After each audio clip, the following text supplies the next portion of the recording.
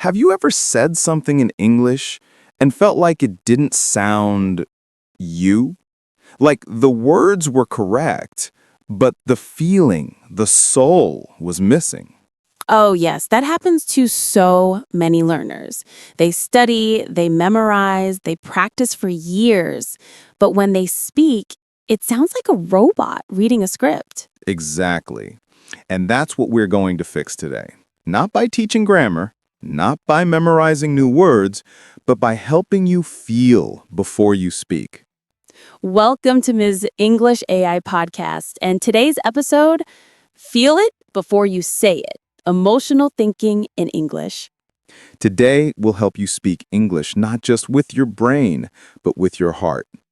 Okay, segment 1, the real problem, thinking in translation. Let's be honest. Most learners think in their native language first. Then they translate, and then they speak. That delay, that mental translation, kills emotion. Right, because by the time the English words come out, the emotion has already passed. It's like trying to laugh 3 seconds after a joke. It just doesn't feel natural anymore. Yes, and that's why people sound flat or unnatural, not because they're bad at English, but because they're disconnected from what they're feeling. So our goal today is simple. We'll show you how to connect your emotions directly to your English voice.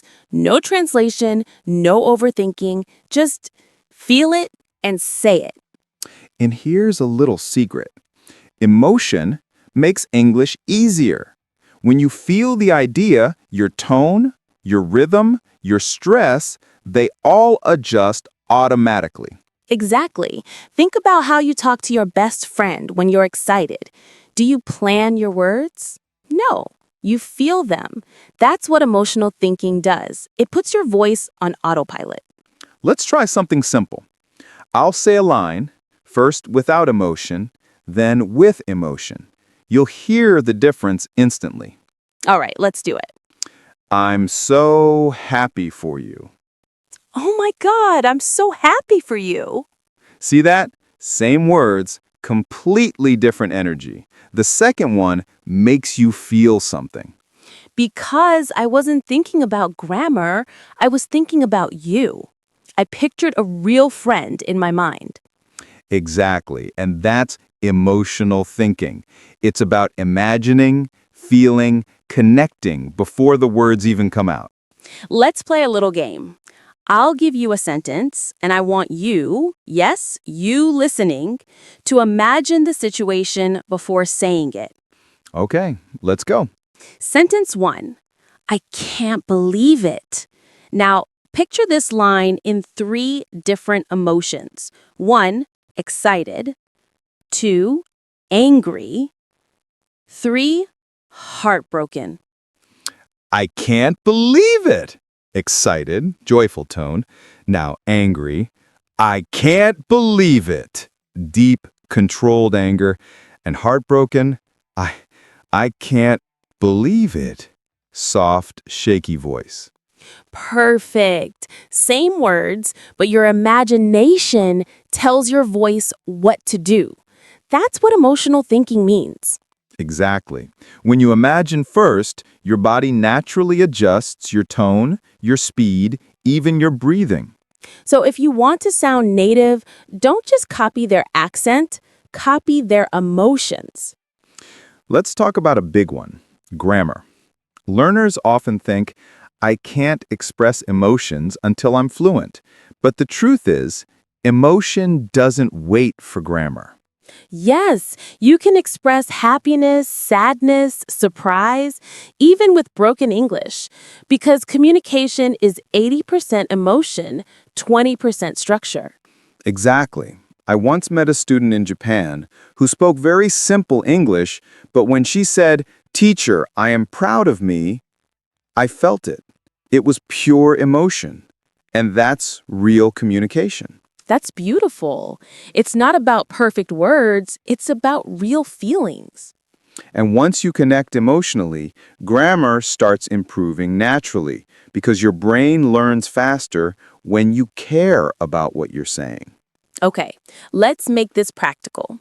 If you want to train your brain to feel before speaking, here are some simple steps. Step 1, don't rush to translate. When you hear a word, connect it to a feeling or image, not your native word.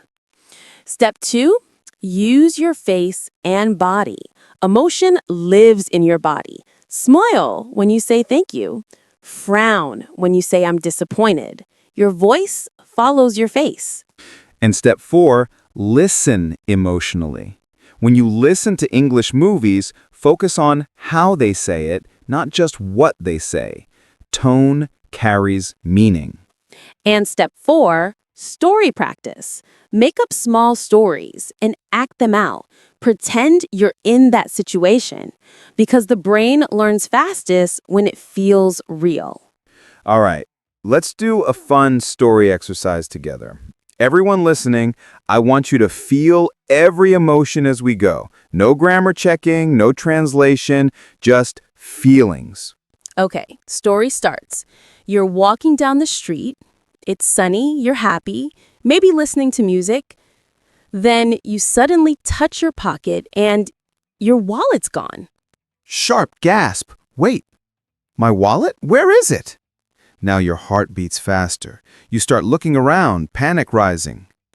You ask someone, "Excuse me, did you see a black wallet here?" Your voice is nervous, shaky. Then a stranger smiles and says, "Oh, I think you dropped it near that cafe." Now, relief floods in. Oh my God, thank you so much. That's emotional flow, from calm to panic to relief. And that's the magic of feeling before speaking. You didn't plan those tones, they came naturally. Exactly. Your brain can't fake real emotion. It has to feel it. You know what's interesting? Emotion doesn't just make you sound better, it helps you remember words better too. Oh, yes, that's backed by science. The emotional brain stores memory deeper. That's why you still remember your first heartbreak or your happiest birthday, because emotion stamps memory. So when you attach emotions to English words, they stick. If you say, "I'm angry," while feeling it, your brain will never forget that tone. Exactly. So emotion isn't decoration, it's part of learning itself. So, before we continue to the next part, take a deep breath. Think of one English word that means something to you and say it with feeling. That's your starting point, because from now on, we don't just speak English, we feel it. You know, Olivia, that little pause we just had, it made me think. Sometimes silence can speak louder than words. Absolutely. In emotional thinking, silence isn't empty, it's full. When you pause with feeling, people actually feel your words more deeply. That's true even in English conversation. Native speakers pause when they feel something. Sadness, surprise, even joy. Those pauses make the speech sound alive, not mechanical. Exactly. Learners often rush because they're afraid of sounding unsure. But if you speak slowly and with emotion, your English actually sounds more confident. That's right. Even silence can have emotion, like a breath between your words, carrying the feeling forward. Okay, let's bring this to real life. Imagine this. You're about to give a short self-introduction in English. Most learners sound like this.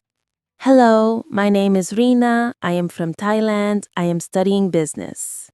Yeah, technically correct, but there's no life in it. Now listen when emotion leads.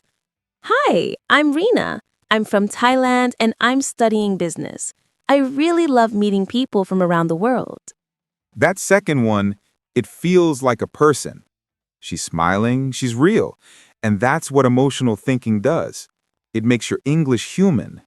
Because behind every English sentence, there's a person, and every person has feelings. When you forget that, your English becomes just grammar. When you remember that, your English becomes you. Let's try something simple. everyone can do at home. Go stand in front of a mirror. Seriously, look at your own face while speaking English.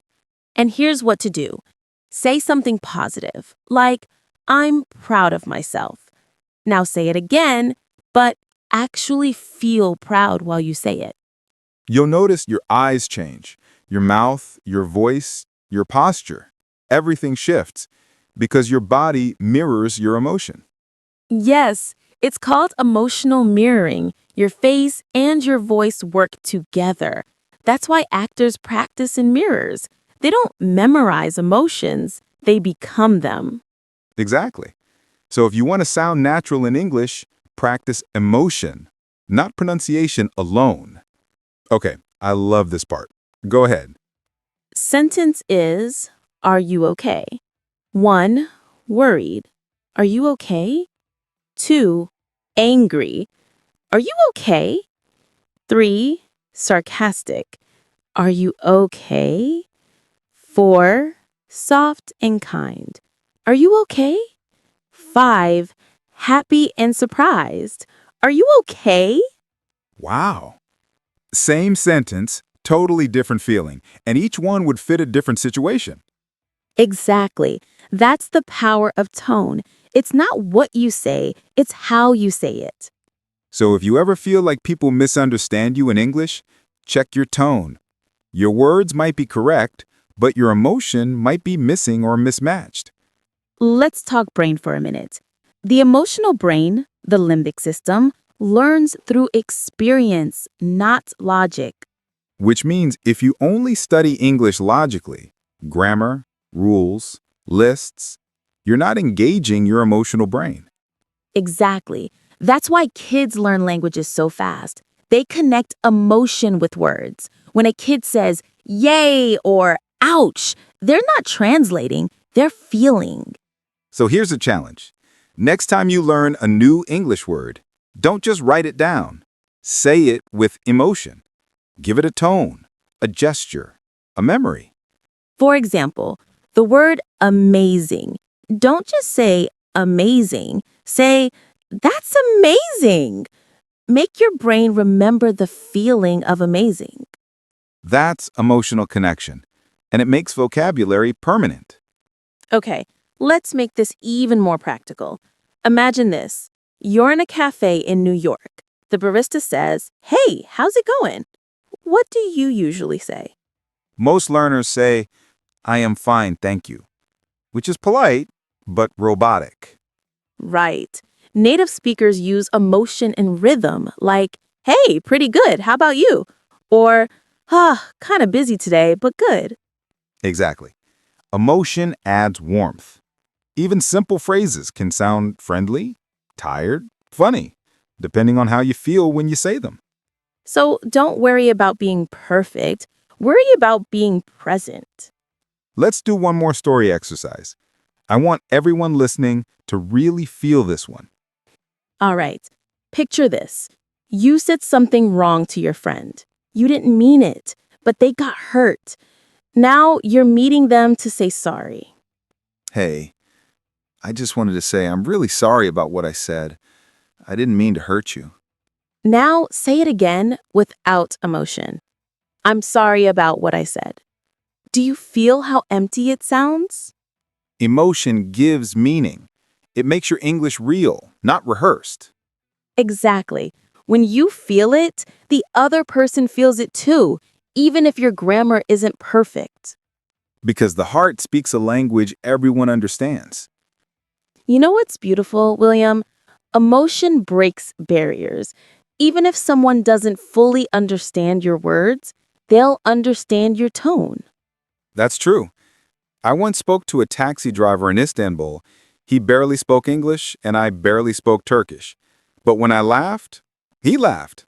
When I smiled, he smiled. That's communication. Pure and human. Exactly. So learning emotional thinking in English doesn't just make you fluent, it makes you connect with the world. And that's the real goal of language. Connection, not perfection. Let's end with a simple daily routine for everyone listening. Do this for 5 minutes a day and you'll see real change. Step 1. Choose one emotion every day. Happy, sad, angry, proud, nervous. Anyone. Step 2. Pick 3 English sentences and save them with that emotion.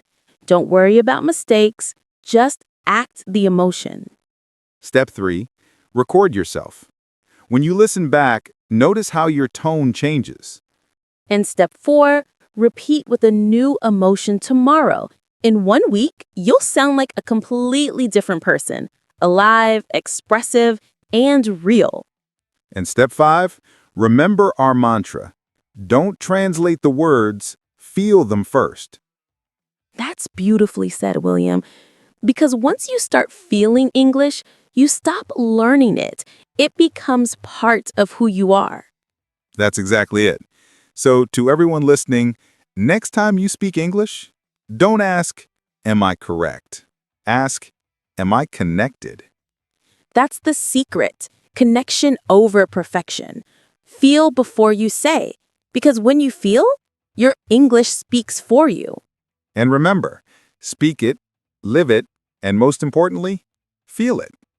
Thank you for joining us and keep practicing with heart. You're not just learning a language, you're learning to express your soul.